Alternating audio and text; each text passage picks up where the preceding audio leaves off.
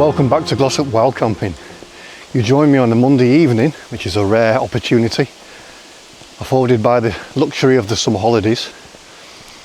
And it's 5:30 now, and I've just parked up at Hayfields Quarry car park, well, on the road. Always try to avoid paying for parking if you can, that's my motto. So I'm going to head up Kinderlow End tonight, and the idea is to make my way along the edge going towards the downfall, but we're not going to go as far as the downfall. There's a place that I've camped one time before which I really enjoyed. It was a great spot, and it's a good opportunity to test my new tent. Yes, I bought another tent. More about that later. Let's get there first.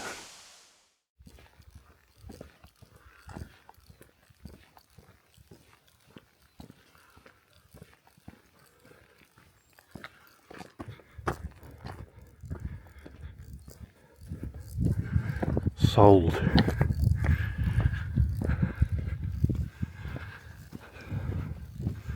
Some very lucky person has got that nice house, and it ain't me.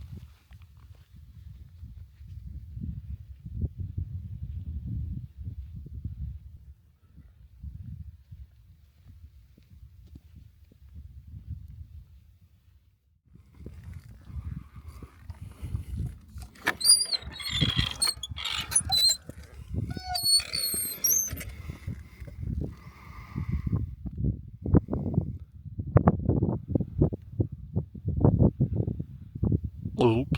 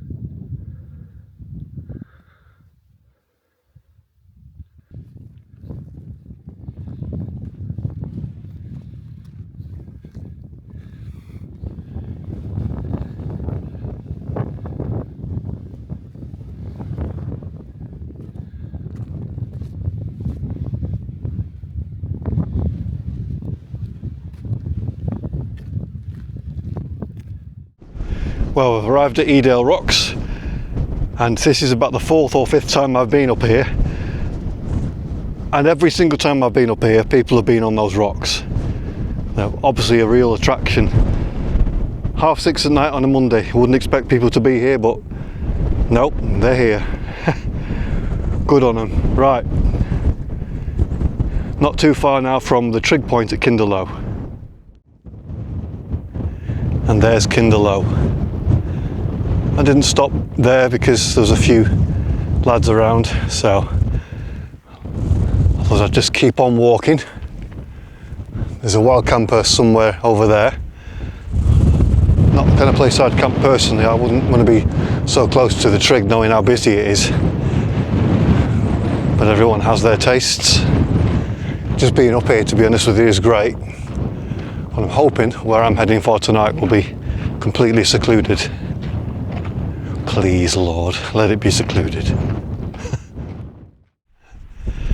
Well, I'm absolutely delighted because I've found the exact spot.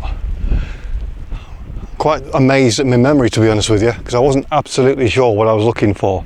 I knew it wasn't too far from the Clutha Rocks area, as in directly up on top from there, pretty much.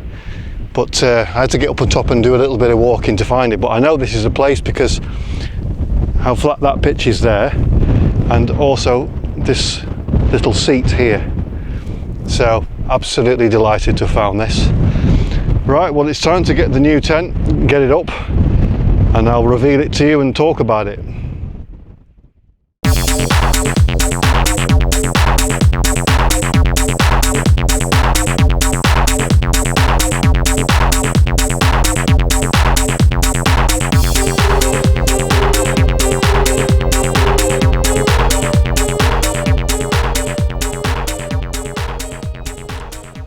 So there you go. I went and bit the bullet, didn't I? I sold the Trisar. I was going to get the Trisar 2D, but when I looked at the weight of it, it was 3.3 kilos, which is a lot of weight, and that's not including the footprint. The Quasar here, I believe, weighs in at 3 kilos, and to be fair, you don't need a footprint because the ground sheet that's included with the tent is basically, they call it water stop. It's like 10,000 hydrostatic head, so basically no water's getting in there. And it feels thick as well, and I'll show you inside in a minute.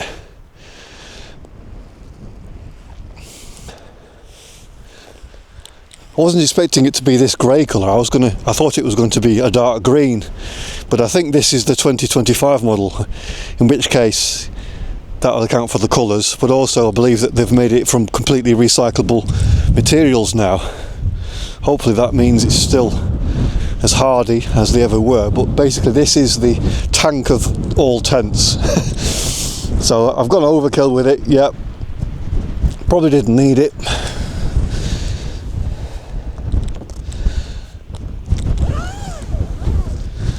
But I thought to myself, why not get something that has got the space that I'm after and that is bomb proof and that will last me for many, many, many years. And I think this tent definitely answers. So going inside, I haven't set up yet, as you can see, but I'll turn the camera around in a second. It's palatial in here, and it's got all the features that I saw on the Trisar, with the dual doors there that have got like a mesh door and a solid door as well. You can choose between them. This has got pockets everywhere. Look in the corners here, there's basically 4 of these big bad boys, and we've got this unusual arrangement up here, which basically is like a mesh compartment, but it's got 2 pouches in it as well, and it unclips, so just useful storage really. I'll just turn the camera around so you can see how much room I have in here.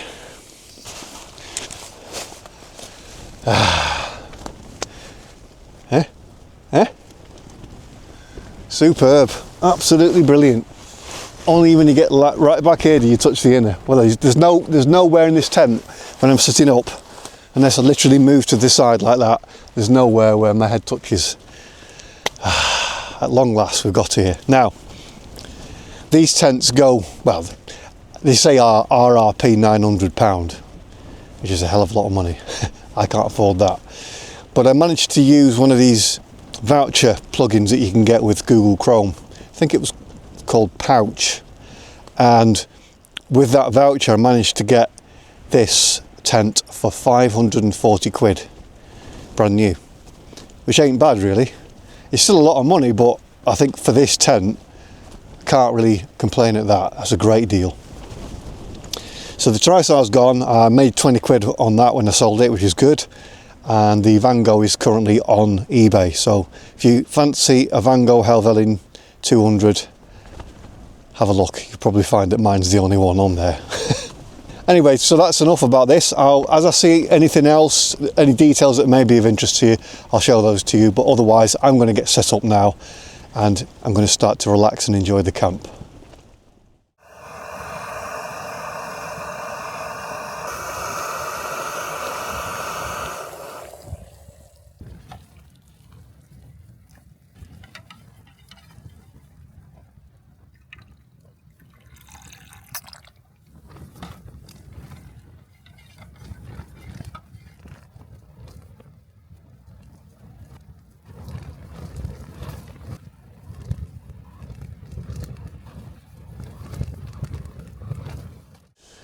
Welcome to my palace.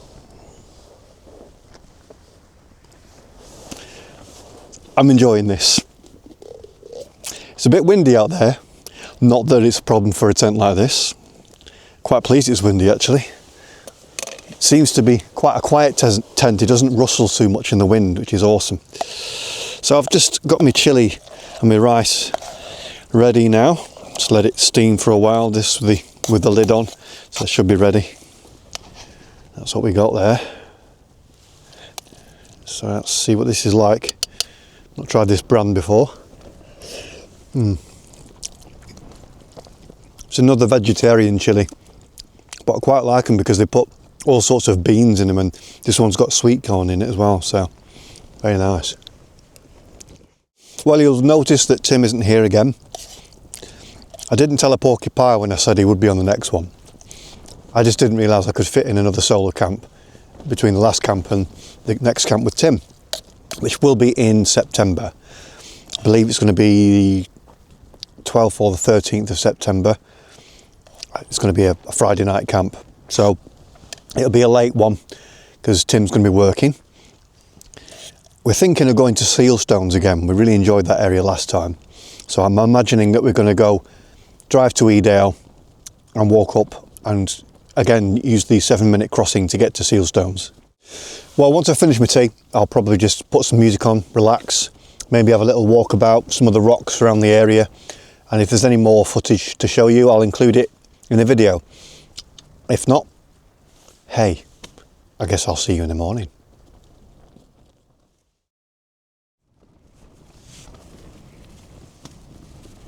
Well, good morning folks. I've woken up to Cragged Out Kinder, a very, very common sight here.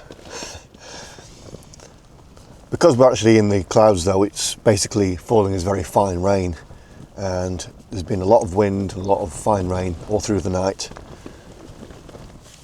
But as I expected, this tent has just taken it in its stride. It got quite gusty at one point, I'd say probably up to 35 mile an hour gusts, although it was only predicted to be about maximum 26. But anyway, there you go. But it was a comfortable night. Loads of room. I was able to put the pad right in the middle of the tent, and yeah, really loved it. It's like luxury, absolute luxury in here. So I am pleased. The time is now 8:15, and what I did, by the way, with the sun rising so early still, I bought one of these. Absolute lifesaver. This one's got like almost like cups around the eyes. You see that? A bit like goggles. So that's brilliant at sealing out the light. So all in all, not bad at all. Still tossed and turned like I always do, but I was warm enough and comfortable enough, loads of room. Yeah, brilliant, really can't complain.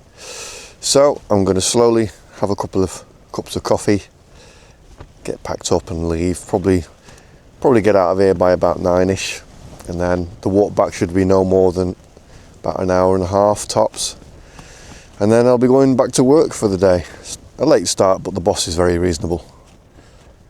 I'm the boss, by the way, because it's my company, so. Right, I'm going to crack on. Well, it's approaching 9:30. I'm all packed up. There's a bit of a fight in this wind, everything flying around everywhere, but we got there in the end. I was also desperately trying not to get dirt on the new tent or to scrape the poles on these rocks around the outside of it. So anyway, I think we successfully did that. So it's now time to descend out of this clag into what will hopefully be better conditions further below. As I said earlier, I've not far to walk today. It's going to be an hour and a half, possibly slightly less, seeing as I'm going downhill. But I'm going to go back the way I came. So I'm making my way back down to the main path now. And we'll go back down via Kinder Low End.